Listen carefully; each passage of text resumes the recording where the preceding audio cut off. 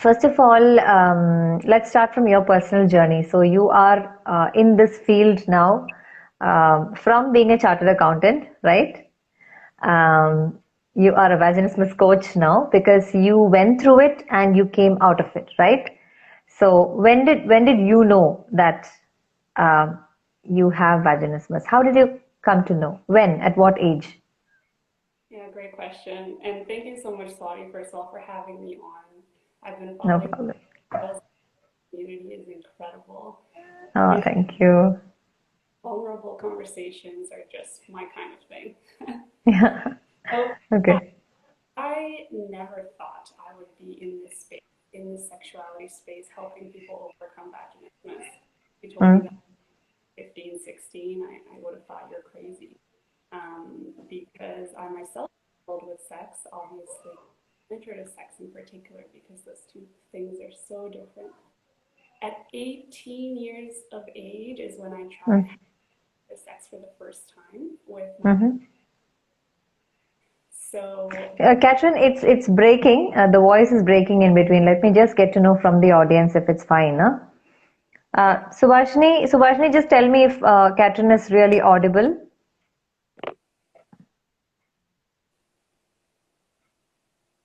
She'll let us know. She's a regular. awesome.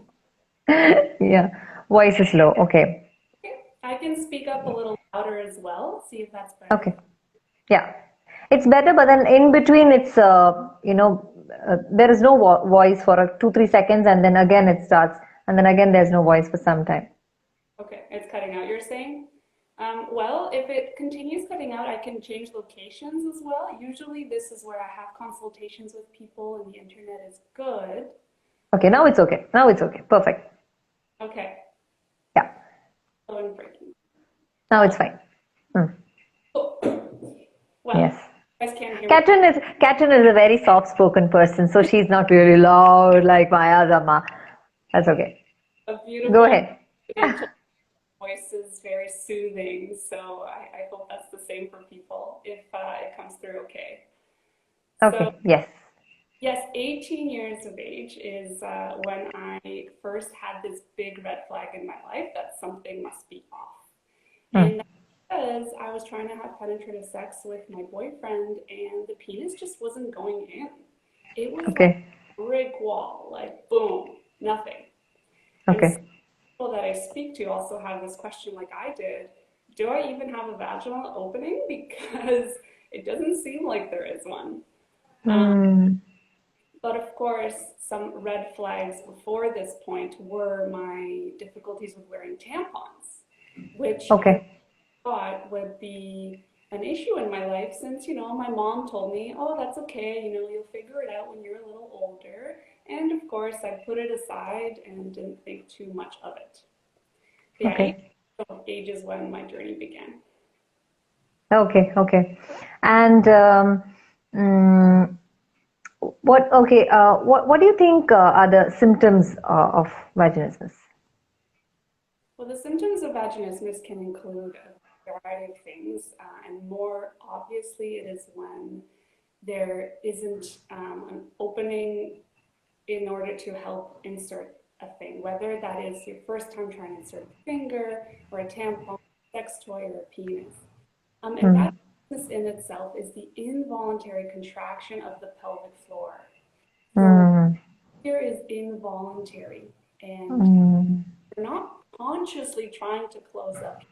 It is something in the nervous system, in the way the body is wired, that is perceiving penetration as a threat.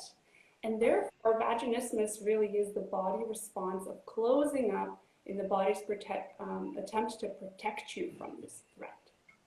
And Right. so symptoms can include if you're feeling pain in the vaginal muscles, if there's Hmm. during the day.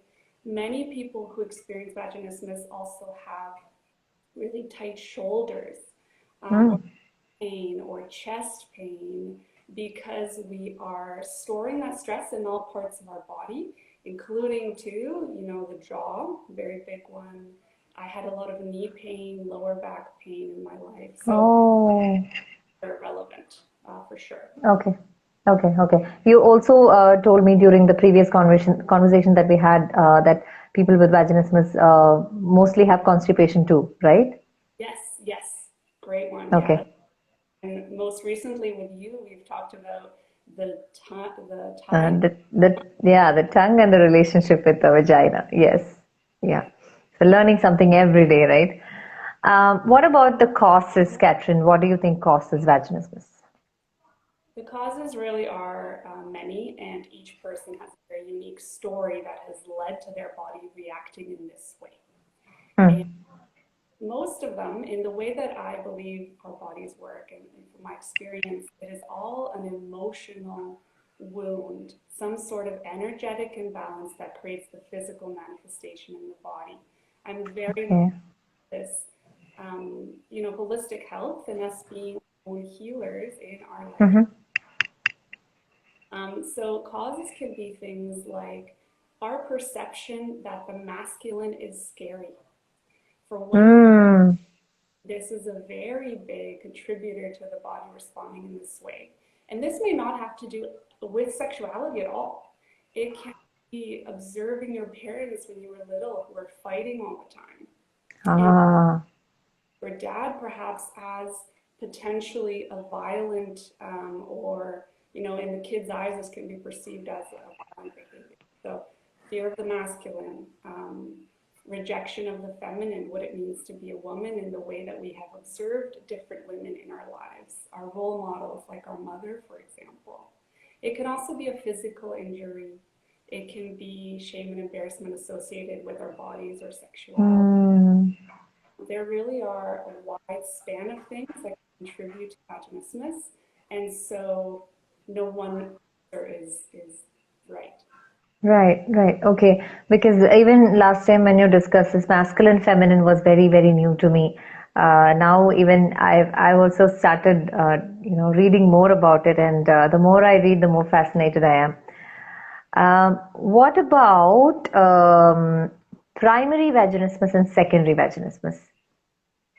Great question. Those are the two types of vaginismus, and primary is when the very first time we attempt vaginal penetration, we Hmm. experience either the full closing, where Mm-hmm.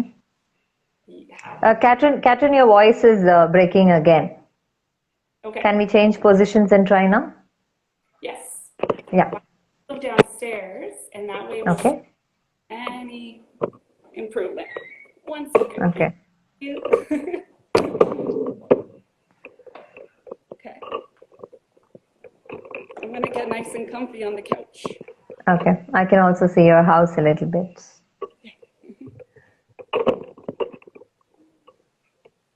Okay. Okay. Let's see. Let me know if this is better. Okay. This looks much better than the previous one. Yeah. Let's see how this sounds like. Okay. So primary and secondary vaginismus. Yeah, so primary is what I experienced, and this is when from the first time we attempt vaginal penetration, there is a Mm. wall, or you're experiencing the most intense pain I've experienced, a stabbing, knife-like sensation Oh. Okay. possible. So if your partner is inside you, but he can go literally just a little bit inside, and you're already feeling an intense pain, like a ripping sensation. That's kind of what primary vaginismus is. And the experience of secondary vaginismus can be the very same, but what secondary Mm-hmm. vaginismus means is that you have been able to have vaginal penetration in one part of your life, but then Mm-hmm. changed for different reasons, whether it was a trauma, an injury, perhaps pregnancy, and Mm. you can also bring on vaginal hormonal. Yes. So, So those are the differences. okay. Again, it's breaking. Oh no, don't know what that would be. It must be my internet, but it's usually great. Okay. Suddenly it became all dark. It was all bright and then it became dark. Oh, is it bright? Okay, better. Yeah. Yeah, bright again. Okay. Yeah. So, towards the last part, you told that even after childbirth, if the person is experiencing the same symptoms, again, that is also secondary vaginismus, right? That's right. Yeah, yeah. And what about the treatment? This is where you got really detailed the other day. Yeah. So, how can a girl treat herself? Can she treat herself? Should she go to somebody? And how can she treat vaginismus? A beautiful question. This is the most important one that we're all wondering. Yeah. Start off, I want to send the message that vaginismus is a body response, and it is so entirely up to us to be able to change how our body is reacting to this external circumstance and this trigger. So I really calling it as such because it gives us the empowerment that we can adjust this body response and make peace with our bodies in that way, as opposed to, that this is a disease that we are. So that's very important. In how to treat it, the emotional aspect is far more important, in my opinion, than the physical. And it's emotional healing steps first in your journey before ever trying to attempt penetration with these tools that are called dilators, if you haven't heard of dilators before. Yeah. Is because the biggest key in overcoming vaginismus is to not cause ourselves any more pain. No pain. Yes. And many of us may have grown up with the belief that no pain, no gain. Like, I just need to go through, I could do this, I'm a strong, independent woman.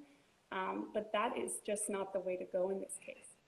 So what does healing look like? It looks like working with some of the memories, some of the potential in your life in order to clear any emotional stuckness in your nervous system around those things and make things, as well as potentially forgive certain people. And I know forgiveness is a huge topic. It's also quite mysterious in the way that it works. But there are certain practices that I use from the Tibetan tradition to help with this in particular. Oh, okay. Is that this practice has also helped me remember certain things that were hidden from my subconscious mind before. Oh, okay. So it has a lot to do with past experiences, past sexual trauma, past abuse, all of that, right? That is right. Yes, sexual abuse, Okay.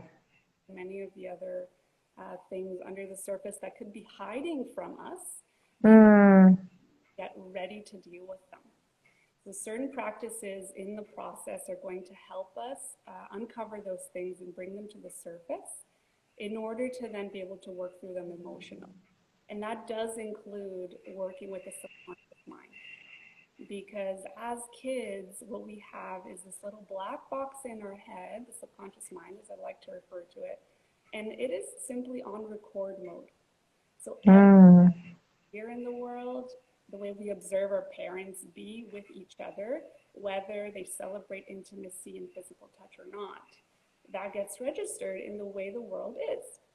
And then at around age 11 and 12, that little black box is now only on play mode.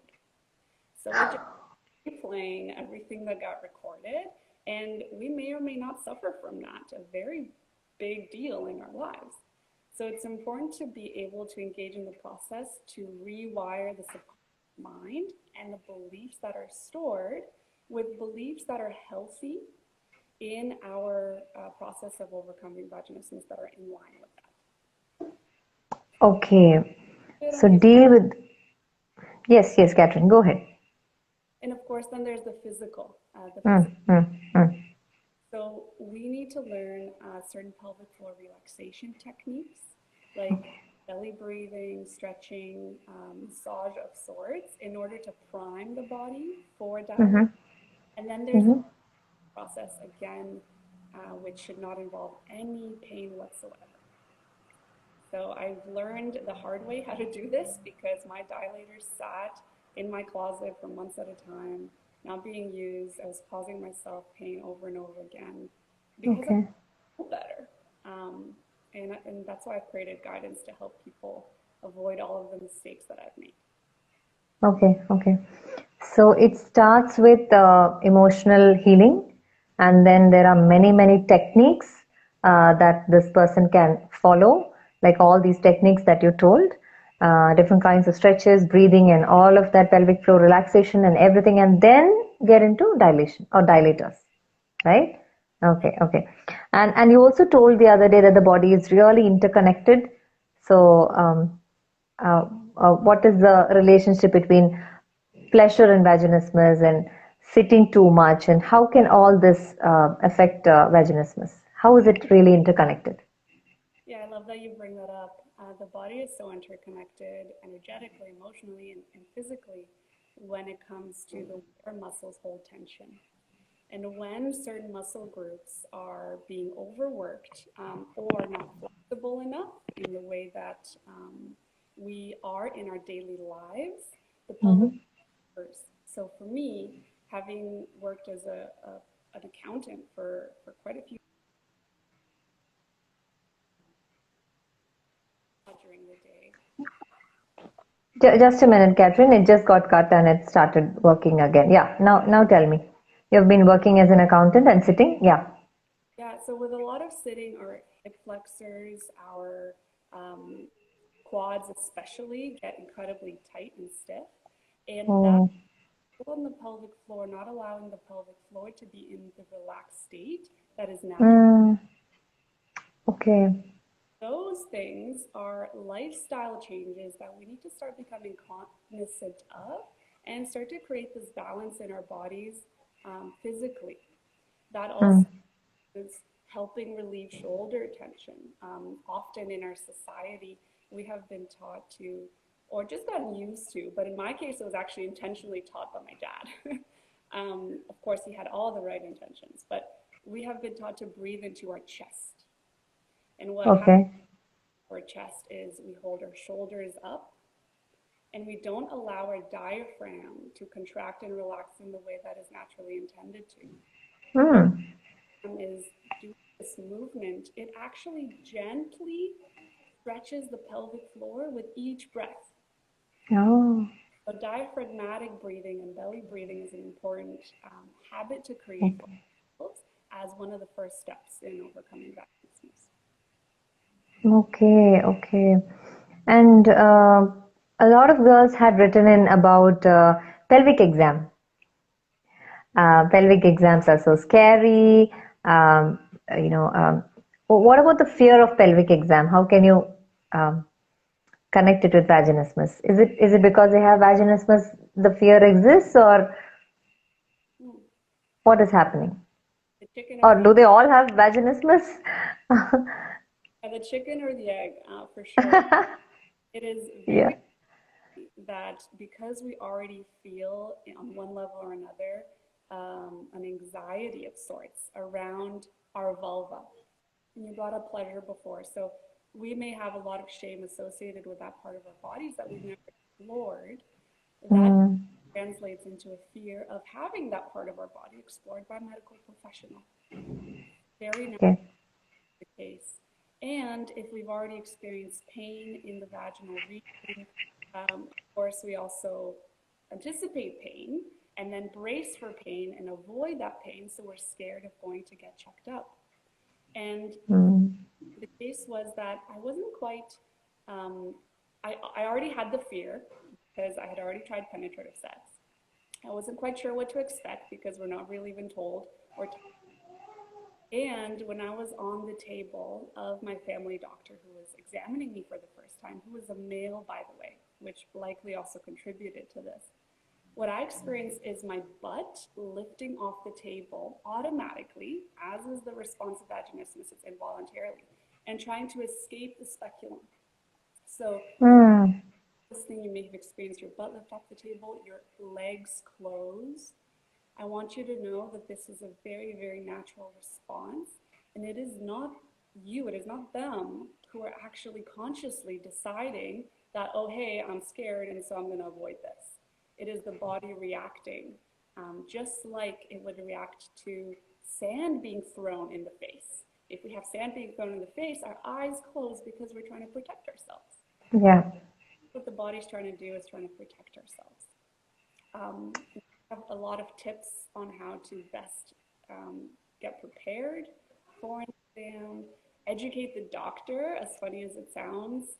In many cases, that's necessary, and really stand up for your desires and your boundaries in this exam. because again, avoiding pain is the most important thing.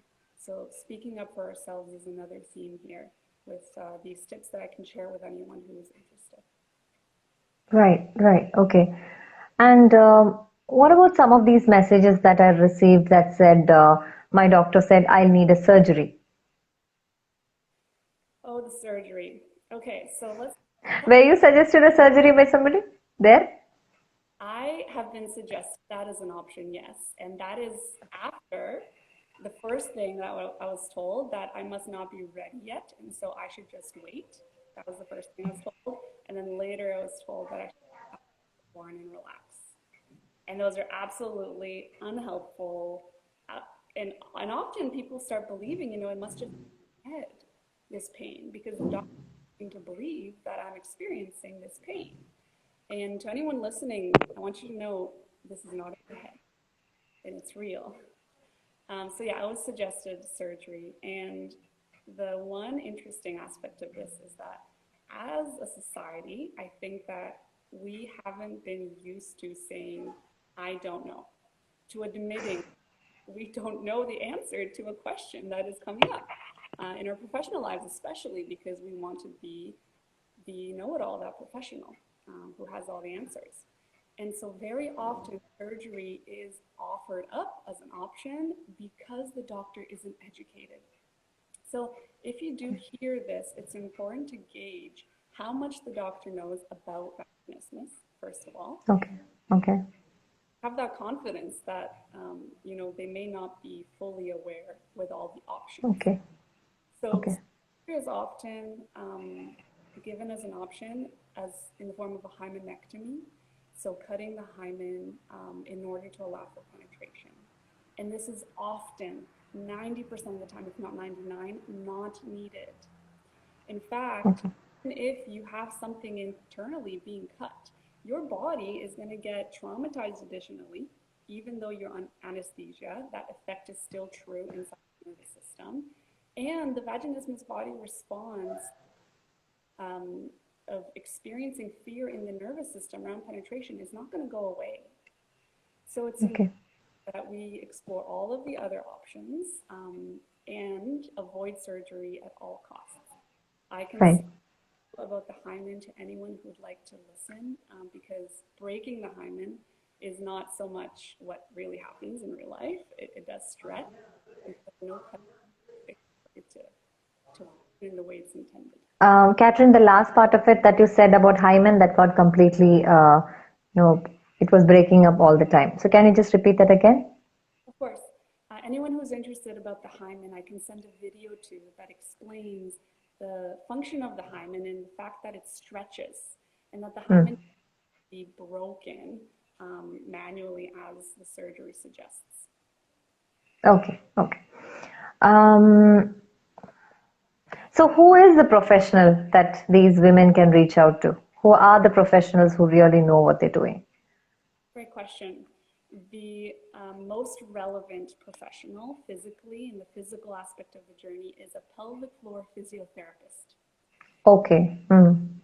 Who is most likely to know about vaginismus and to be able to examine your pelvic floor and be able to tell you what the state of your pelvic floor is in order to confirm you're experiencing vaginismus. And this doesn't need to involve an internal exam. So as to not create more trauma. There's some steps before working together with this pelvic floor physiotherapist to start penetration with a finger and with a dilator, etc. Now, another professional can be a sex therapist, and ideally you want to be working with people who have worked with people who've experienced vaginismus before, or really have experienced vaginismus themselves. A sex therapist can be really helpful in unpacking some of the psychological contributing factors to the experience of vaginismus, your relationship to pleasure, our societal conditionings in life. So those are two main professionals. If you have the chance of going to a pelvic floor physiotherapist first before visiting a gynecologist, for example, at least in my experience, that would be the more helpful option.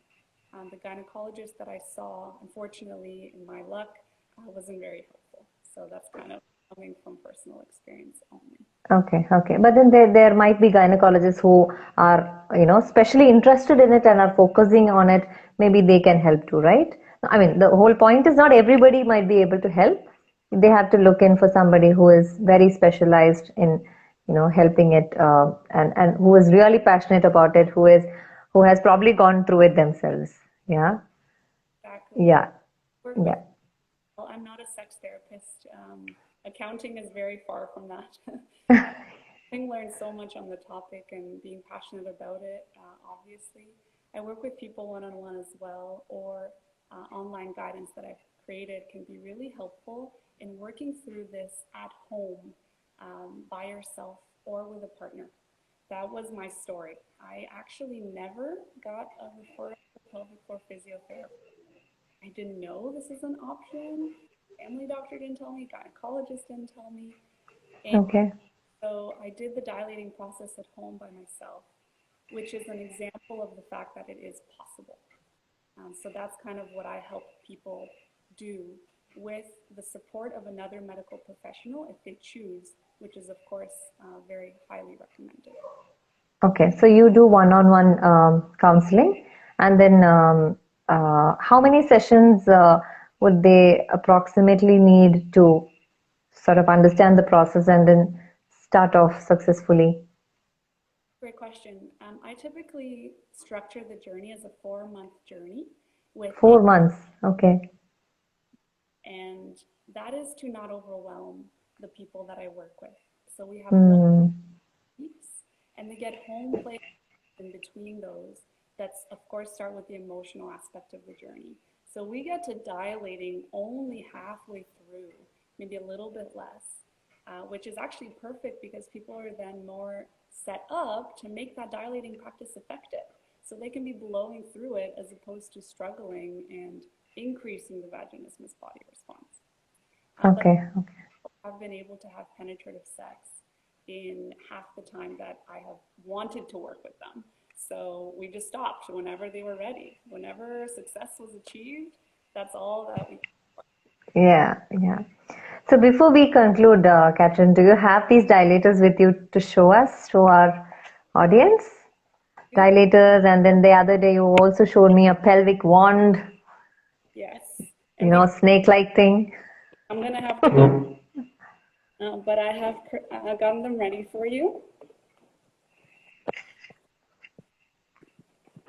Okay. If I'm breaking up, just let me know. I'm gonna move again, okay? No, it's okay. It's okay. So dilators look like this. This is about the size of a pinky. Mm-hmm. This is a beautiful set by Intimate Rose. I've written all about it, including reviews of different dilator sets that you might want to consider. Some more than others. Now I used something like this, which looks Oh, scary, especially because of this silicone piece that is crazy that they include in these dilator sets. So mine was this dilator, and this is plastic. And I highly okay. stay away from plastic. If you want to read my story on this, shoot me a message and I'll send you the link where I compare this set to the other set. Okay. Can you show the whole set? All of it together? So this is the first 4 of the set. Okay. I didn't take the other 4 out, but I do have pictures of it all together on my Instagram. Okay. And this is a pelvic wand. So I know Ooh. it's scary. Yeah, scary. Overwhelming to me as well. I didn't even have the pleasure of using it very much during my dilating journey because I didn't know about it. But I want you to know that you only have to insert this wand up until here. So only this much, okay? None of the other parts are going in, fishing for anything. um, Okay. this helps with internal massage. So why Okay. important is because in the vagina, we actually have kinks, little Hmm. trigger points, similar to how we might get a kink in our neck. So if we have a Oh. moment of sleep, our neck hurts in the morning, same thing can be happening in the vagina. And working with a wand like this helps to loosen out and massage those areas so that the vagina essentially experiences a spa day and can relax in completely.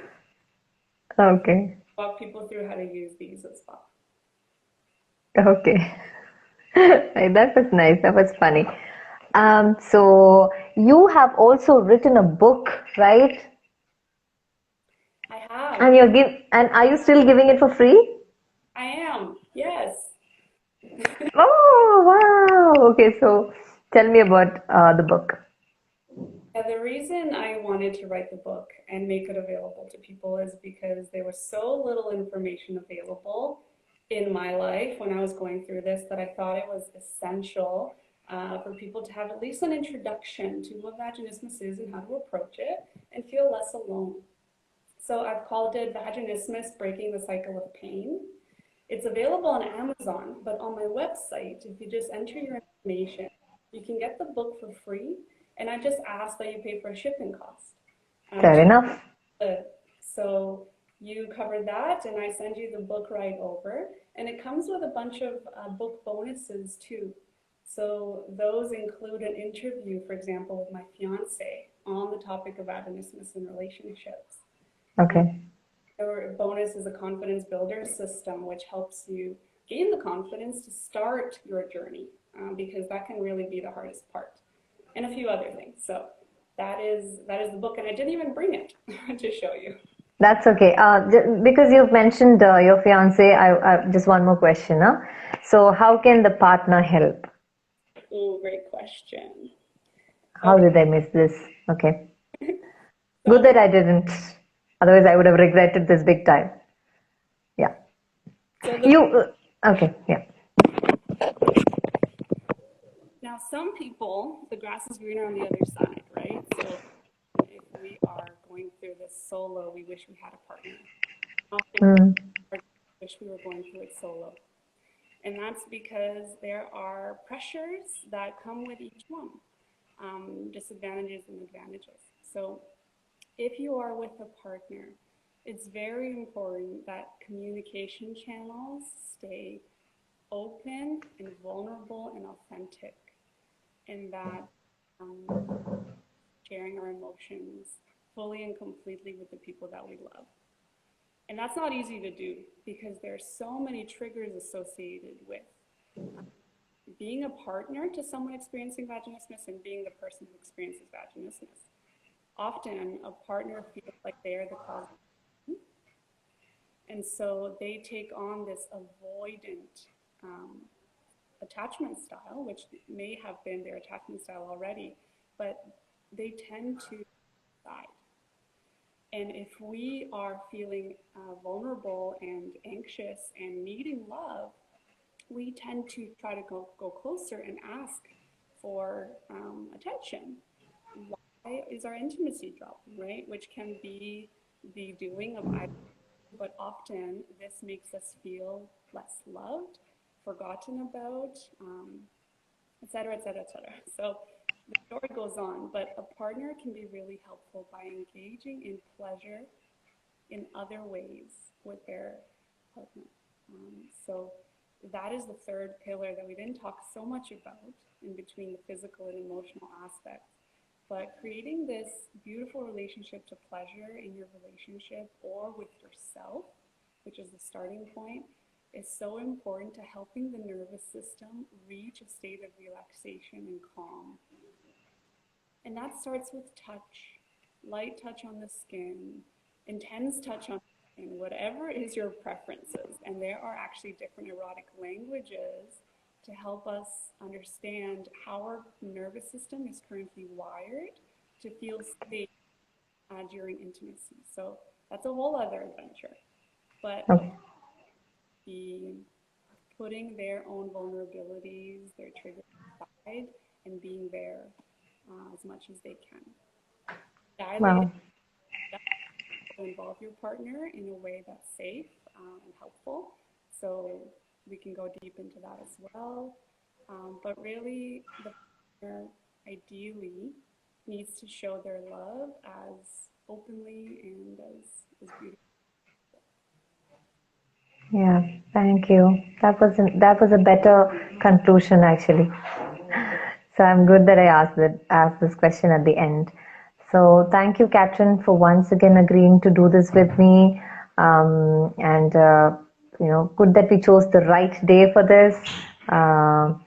So I'm so happy that some of the girls I've sent your way are very happy with their journey, with their progress, and I hope really more people look out for professionals like you, passionate people like you, to uh, get healed, out of this pain that they're going through. So thank you for all that you do and for the free books that you're giving out. That is not a simple thing at all. So thank you. It takes a big, big, big heart to do that. Thank you, Katrin. You're very welcome. Thank you so much Yeah, into this work. It's really beautiful. thank you. Thank you. Everyone who's listening. Yeah, thank you. Bye. Okay, have a wonderful evening. See you. Yeah, bye. Bye. Bye. She is 6. 6 years, awesome. Yeah, Now he's very excited. yeah. I know you're excited. Yeah. Okay, Katrin. Bye. Bye. Bye. Bye. Bye.